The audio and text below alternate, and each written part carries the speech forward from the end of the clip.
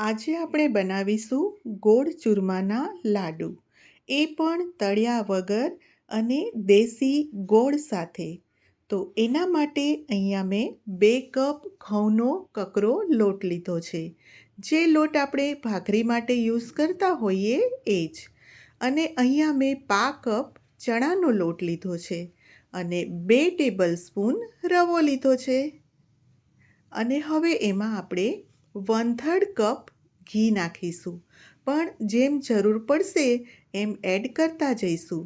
પણ પહેલાં આપણે લોટને સારી રીતે મિક્સ કરતા જઈશું અને પછી જરૂર પડે એમ એ ઘી રેડતા જઈશું. તો આ રીતે સારી રીતે લોટને આપણે એકદમ એવો મિક્સ કરીશું કે લોટ એકદમ રવા જેવો છૂટો છૂટો થઈ જાય. તો હવે આપણે ફરીથી આ ઘી એડ કરી દઈશું. એટલે આટલા લોટમાં 1/3 કપ ઘીની જરૂર પડી છે. ચાલો ફરીથી સારી રીતે બધું મિક્સ કરી લઈએ. આ લાડુ આપણે દેશી ગોળ નાખીને બનાવવાના છીએ. જો તમે ખાંડના લાડુ બનાવશો તો એમાં ભારોભાર ખાંડ જોઈશે. એટલે આપણે એકદમ પૌષ્ટિક ચૂરમાના લાડુ આજે બનાવી રહ્યા છીએ. આ રીતે હથેળીમાં લોટ લઈ અને બરાબર બંને હથેળીની મદદથી ઘસીશું, જેથી ઘીથી લોટ સરસ મોવાઈ જાય અને આપણા લાડવા પણ સરસ બનશે. આવું મુઠ્ઠી પડતું મોણ હોવું જોઈએ. હવે મેં અહીંયા ગરમ પાણી લીધું છે અને ગરમ પાણીથી જ લોટ બાંધવાનો છે. તો થોડું થોડું પાણી ઉમેરતા જઈશું અને લોટ બાંધતા જઈશું. આમાં આપણે 4 આંગળીનો જ ઉપયોગ કરવાનો છે. જો તમે આખી હથેળીની મદદથી લોટ બાંધશો તો લોટ ચીકણો થઈ જશે. બધો લોટ જ્યાં સુધી ભેગો ના થાય ત્યાં સુધી 4 આંગળીથી હળવા હળવા હાથે મિક્સ કરીશું અને ભાખરી કરતાં થોડો કઠણ લોટ રાખીશું. તો આ રીતે 4 આંગળીની મદદથી આ ગરમ પાણી હું રેડતી જઉં છું અને લોટ બાંધું છું. ગરમ એટલું બધું ન રાખવું કે આપણને દજાવાય. હવે હું હથેળીનો ઉપયોગ કરીશ, કારણ કે બધા જ લોટમાં પાણી મિક્સ થઈ ગયું છે.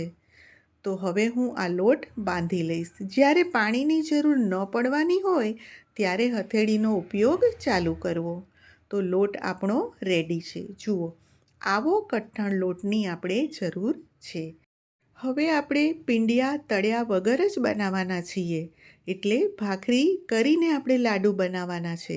તો ભાખરી માટેના ગુલ્લા તૈયાર કરી દીધા છે અને ચાલો હવે ભાખરી પણ વણીએ. અને ધીમા ગેસે તાવડી પણ મૂકી દીધી છે. આ ભાખરીને તાવડીમાં જ શેકવી, લોખંડની લોઢી ઉપર ન શેકવી. કારણ કે માટીની તાવડીમાં શેકાય ધીમા તાપે એની સોડમ અને સ્વાદ અલગ જ હોય છે. તો આવી થિકનેસ રાખી અને ભાખરી શેકવા મૂકી દીધી છે. ભાખરીમાં એક પણ કાળી દાજ ન પડવી જોઈએ. બિલકુલ ધીમા ગેસે જુઓ આવી રીતે એને શેકવાની છે. ઉપરથી થોડું પ્રેસ આપીશું એટલે ભાખરી કાચી ના રહે. પણ ભાખરી બળવી ન જોઈએ. ધીરજથી એકદમ ધીમા તાપે આ ભાખરીને શેકવાની છે. જુઓ આવી રીતે બિલકુલ દાઝ્યા વગરની, કાચી પણ ન રહે એવી ધીમા ગેસે આ ભાખરી મેં શેકી અને બિલકુલ ઠંડી થઈ એટલે આ ભાખરીનો હાથથી જ આપણે ભૂકો કરી લેવાનો છે. એકદમ ઇઝીલી ભૂકો થાય છે, કારણ કે ભાખરી સરસ શેકાય છે. એમાં સારી રીતે મોણ પણ આપણે મિક્સ કર્યું છે. તો જુઓ આ રીતે ભાખરીનો ભૂકો ઇઝીલી થઈ જાય છે.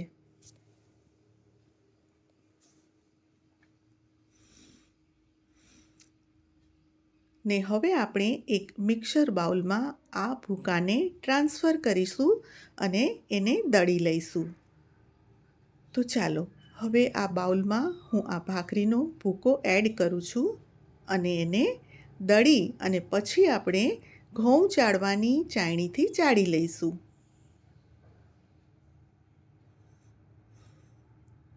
જો તમે હેલ્થ કોન્શિયસ હો તો જરૂરથી આ તળ્યા વગરના અને દેશી ગોળના લાડુ પસંદ કરશો જ. તો હવે આ ચાળણીમાં હું બધો જ ભૂકો ચાળી લઉં છું.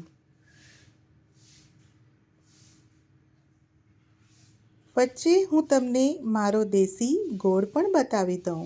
જુઓ, બસ તો આ રીતે ચાળી લઈશું અને જે વધે એને ફરીથી મિક્સરમાં બીજા ભૂકા સાથે એડ કરી દઈશ અને દળી લઈશ. તો આ રીતે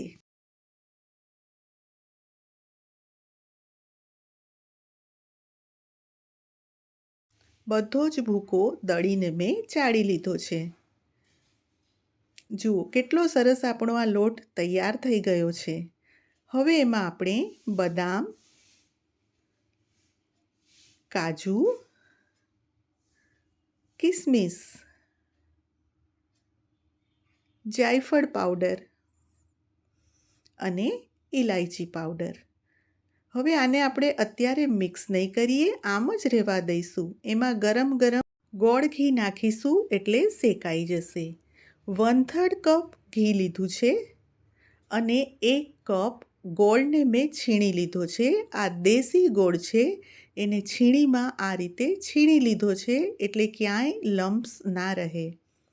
હવે આ ગોળનો આપણે પાયો નથી કરવાનો કે વધારે શેકવાનો પણ નથી.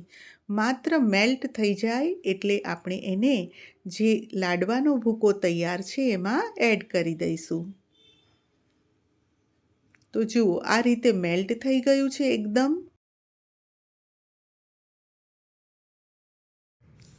સરસ મેલ્ટ થઈ જાય એટલે આપણો આ ગોળ ઘી તૈયાર છે લાડવાઓ બનાવવા માટે. તો આ ગરમા ગરમ ડ્રાયફ્રૂટની ઉપર જ નાખીશું એટલે ડ્રાયફ્રૂટ પણ શેકાઈ જાય. હવે આપણે ચમચાની મદદથી જ એને મિક્સ કરીશું કારણ કે ગરમ છે. ગોળનો કલર ભલે પીળો દેખાતો હોય પણ આ લાડવા તો ઓરિજિનલ કલરના જ બનશે. બધું મિક્સ થાય એટલે હું તમને બતાવું. હવે ઠંડુ થઈ ગયું છે તો હાથ નખાય એવો છે તો ધીમે ધીમે હું એને મસળું છું. એટલું બધું ના મસળવું કે એમાં ચીકાશ આવી જાય. તો ચાલો, કલર પણ સરસ દેખાય છે. લાડુ વાળવાના ચાલુ કરીએ. તો તમે જે સાઈઝના લાડુ વાળવા માગતા હોવ એ સાઈઝના લાડુ વાળી દેવાના. તો અંદર ડ્રાયફ્રૂટ નાખ્યા છે, કિસમિસ નાખી છે અને હવે એમાં પિસ્તાની 1-2 કતરણ પણ એડ કરીશું કારણ કે આપણને દેખાવમાં પણ એ ખૂબ સુંદર લાગે છે. તો પિસ્તાની મેં કતરણ કરી છે અને પિસ્તાની કતરણ પણ મેં ચોંટાડી દીધી છે. તો રેડી છે આપણા તળ્યા વગરના ગોળ ઘીના લાડુ, એ પણ દેશી ગોળ. હવે ઘીવાળો હાથ છે તો ખસખસ પણ તરત જ ચોંટી જશે. તો આ રીતે બધા જ લાડુ વાળી અને તૈયાર કરી દઈશું. જો તમને મારી લાડવાની આ રેસીપી ગમી હોય તો મારી ચેનલને સબસ્ક્રાઈબ કરશો, વિડીયોને લાઈક કરીને શેર કરશો. આપને કેવા લાગ્યા આ લાડુ મને જરૂરથી કોમેન્ટ કરીને જણાવશો. ફરીથી નવી રેસીપી સાથે મળીએ. ત્યાં સુધી ટેક કેર એન્ડ બાય.